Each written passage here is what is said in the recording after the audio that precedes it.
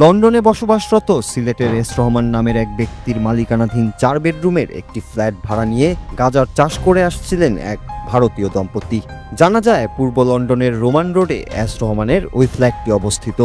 তার দেয়া তথ্য অনুযায়ী একটি এজেন্সির মাধ্যমে বাসাটি ভাড়া নেয় ওই দম্পতি। সকল আইনি প্রক্রিয়া মেনে নথিপত্র প্রদানপূর্বক বাসাটি হস্তান্তর করা হয় গত সেপ্টেম্বরে। এরপর সব ঠিকঠাক চললেও সম্প্রতি বাধে বিপত্তি।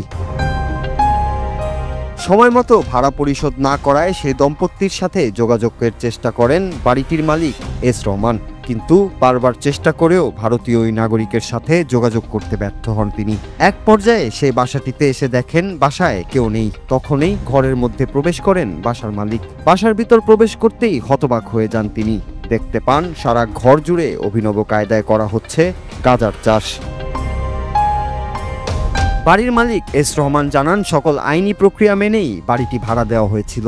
এই ঘটনার পর তিনি নিজেই পুলিশে খবর দেন এবং তার কাছে থাকা সকল তথ্য পুলিশের হাতে তুলে দেন। যে এজেন্সির মাধ্যমে তাদেরকে ভাড়া দেওয়া হয়েছিল তাদের সাথেও কথা বলছে পুলিশ। তবে ওই ভারতীয় দম্পতির ব্যক্তিগত তথ্য প্রকাশ করেনি পুলিশ। তারা বলছে তদন্তের স্বার্থে এবং অপরাধীদের দ্রুত সময়ের মধ্যে আইনের আওতায় আনতেই এই পদক্ষেপ।